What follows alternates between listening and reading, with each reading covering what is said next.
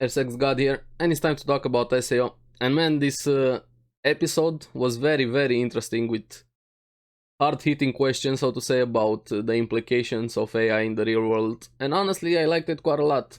A nice shift of pace, so to say, from action, same as last week's episode, but a bit more serious with the implications. So let's get into it and see exactly what happened. Now, they have a big announcement with the first true AI about Alice, a press conference over there with Rinko. And Alice also comes. Now she has a body, and I still like that she kept her mannerism, still bowing like a knight holding her sword when she was bowing. And I like the way Rinko also handled the press conference, and Alice also. Alice has some amazing answers to everything that was going on there. Now, let's see. The first big question, and I honestly wanted to punch that reporter in the face, how he was talking and I don't know, how he was handling himself. Rinko put it very good. She's no different from humans. And Rinko did an amazing job. But this reporter, his first question was, how are they, the AI, how are they different from robots? What makes them different? How? Can you prove it? And the reporter wanted a demonstration, and this is where I wanted to punch him in the face. And his suggestion for a demonstration was open up her skull to see her brain. And I was like, dude, I want to punch you so bad. But Alice handled it better than I could, honestly, because she said, sure, I don't mind. Why not?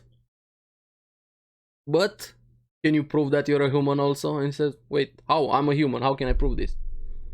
Open up your skull and show me your brain.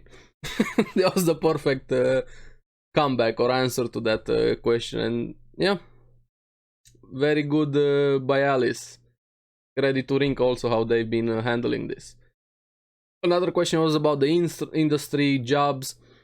And Rinko, again, very well done. Said they don't plan to use them as a workforce, so to say. They're also not very hard to create. They are born in the same way as humans. They grow, they change, they develop unique personalities, individuality. And he also wants in the future, Rinko has a bright view of the future for the AI and the humans, as to give them human rights to coexist with them. And I really like how she views the world and where this could go.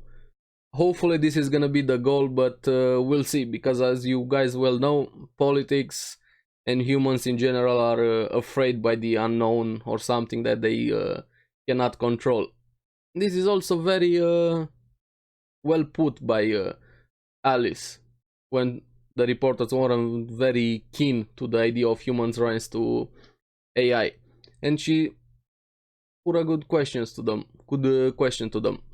What if real world people, as in us, were also created by somebody? What would you do then if those creators came in and enslaved you? Or had the same opinions as humans have about AI right now? That's a very interesting point of view, just think about it. What would you do? What would I do if something like that were to happen? Would you fight? Would you kneel down and be a slave? I don't know. Those are philosophical questions, but they're also handling this situation right now with humans and AI. And this is why I like this kind of series, this kind of episode with hard-hitting questions like this. I don't have the answers. I only have my opinion about this. Hopefully they can reach a coexistence, so to say, but yeah, I'm curious where they're gonna go with this. Now, Alice proved even more that she's very human, because she says she loves the real world, had many interactions with real world people, and she also loves one more than she can express, honestly, referring to Kirito, and you can tell how much she cares about him. Now, this press conference was amazing. I highly recommend you watch the episode. Even if you haven't followed the SAO up so far, I can still feel like you can get something out of this episode, just like food for thought with everything that's been going on with the questions they've been having this episode. Now, this also brings up a lot of politics into everything that's been going on, and we see that Kikoka is also dead, but not actually dead, just fake death, so to say, because there's a lot of politics involved here, since the vice minister was also involved with the Americans, taking bribes and so on. So a lot of under the table deals. I'm curious how they're gonna handle all of the politics going forward. Are we going Game of Thrones? I don't know. We'll see. But might be a shift in SAO, how they handle things. Curious. Now, while they're having this conversation, Higa and Kikoka, they see something on Kirito's stats. And at the same time, Alice senses the same thing. And it seems that thing was Kirito waking up. But before Alice leaves the conference, right before she senses the change in Kirito's stats, so to say, another question from a report was, what if the AI decides to annihilate humans? Rinko again with an amazing answer. That would not happen unless we try to annihilate them first. And that's a very good point of view, because like I said, humans are afraid of the unknown, and it wouldn't surprise me if they just, out of fear, and look at history, out of fear, they just attack first, and this is the spark that starts the war, so to say, AI versus humans. But before they can go further into the conference, like I said, she also felt the change in Kirito. She decides to leave the conference. They head back to the turtle where Kirito was, and he finally wakes. And he felt very different. I guess those 200 years changed him quite a lot, and especially what happens in the end with Higa, and I'll get to that a bit later on. And Alice is very happy to see him, holds his hand, and the first thing he says, your sister went into deep freeze, she's waiting for you in the cathedral near a tree. And right after this, talking about Alice's sister, Selka, says, delete my memories from 200 years ago to him and Asuna. He felt very robotic, like, I don't know, very stern. Those 200 years must have changed him quite a lot. Now, after this, he's finally in the hospital, recovering after the memory deletion. Asuna visits him. You can tell how much those 200 years changed him, even if his memories got deleted. We still see some glimpses as to what happened after they got stranded in the world there. Everybody was getting along. I like those happy moments. We got the glimpses in Kirito's mind. I guess some stuff still remained, and it pains him quite a lot to remember those things. Now, Kikoka visits them, and we see even more politics getting brought up. Because now Rinko is the leader of Wrath, but like I said, politics and politics. Everybody wants to get control of Wrath. The future is not looking very good for Alice. They want to seize her. They want to split up Wrath, just grab everything by corporation. The Ocean Turtle also.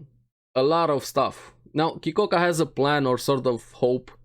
He wants to push for a movement to give humans rise to AI, and they want everybody to get into it. And the way they want to do this is to allow humans to interact with the Underworld.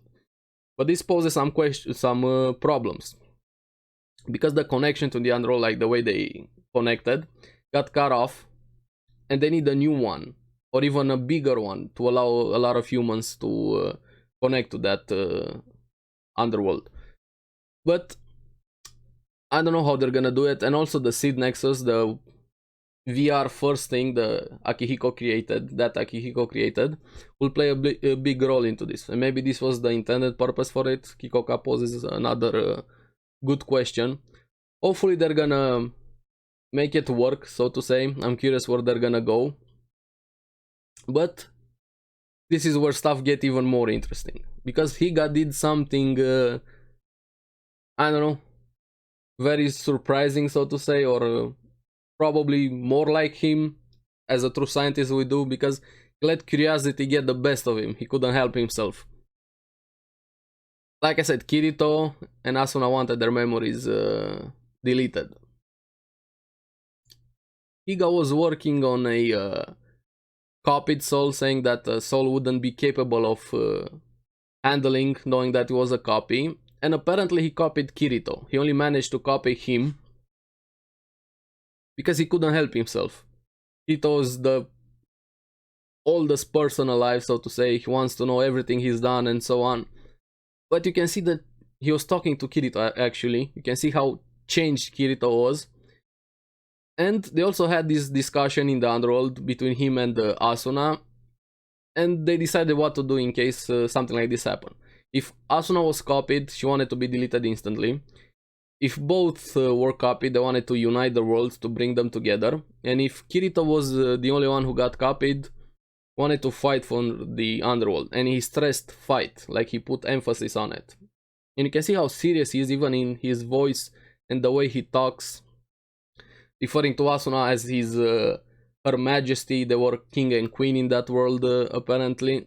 And they changed quite a lot, especially Kirito, from what I'm seeing. Hopefully we're gonna get to see Asuna, how she was in the Underworld, on more memories or glimpses as what happened in there. I'm actually very curious, and I can understand why Higa did what he did, but it's also very questionable. Is Kirito, this copy, is gonna become a villain? I don't know. Now they start having a serious conversation about what's gonna happen to the Underworld, and the biggest problem is that the Underworld is depending on the real world resources, energy, connection, and just that's the only way to keep it alive, so to say. The reactor seems to be capable of having fuel only for 4 or 5 years, and this is where they have a plan. Now Kirito's very keen on fighting for the Underworld. This is his main purpose now. He's the protector of the Underworld, and the way they want to do it is for him to get a hold of Akihiko, or the copy of Akihiko. Now Higa also puts a very good question and even says, did I open Pandora box? What is gonna happen when Akihiko, the creator of the seeds, and Kirito, the way he is now the copy, the oldest human alive, and the way he's been changed, and Akihiko meet, what's gonna happen when these two forces meet, so to say, for lack of a better term? Just think about it. But they still need him, yeah. I don't know where this is gonna go, but does this mean we're getting yet another season of SAO with the politics, the AI, the copy of Kirito, Akihiko again, Alice, everything that's been going on? I would love a new season going forward with this subject. I'm very interested in it. I like the way they did this episode. It's probably one of the better food for thought episodes we have had so far in this anime season and in the entirety of SAO. Man, this Kirito is very, I don't know, very interesting, the way he's been acting and the way he's talking. I don't know, I'm very curious what is gonna go next. I keep thinking about it. I have a lot of ideas. Hopefully it's gonna be good. But after this, we see that the real Kirito, like the one in the real world who had his memories deleted, is still suffering quite a lot about all of the memories. He actually pains him so much that he thought about deleting all of the memories on the Underworld, even since the beginning, thinking about how he met Yu-Gi-Oh, everything that he's been going on. Now his sister comes in and comforts him, tells him, I'm gonna be here, just listen to you, tell me all your story, the good and the bad. And I like that moment. I think that's gonna be a very important moment for Kirito to move past everything that's been going on. Now Alice, we see her at a party in Skyrise. She feels very underwhelmed, very overwhelmed with the real world, not in her element. She says she's gonna wither away. And I think she needs some familiar faces, so to say, near her. And she's also in a very bad situation. She doesn't have rights currently in the world. I don't know, this episode brings up so many good questions, especially for the Underworld, for Alice, for the copy of Kirito, for Akihiko's copy, and even into our real world. Just look at it, the way our technology is advancing. we're gonna have to have these questions also in real world. I don't know. Honestly, I'm very excited about the future of SAO with this episode and going forward. Hopefully we're gonna get a new season. So let me know what you guys thought about it. I'm very curious about your guys' opinions on this episode. And thank you for watching. See you again on the next one. Keep enjoying SAO. Bye bye.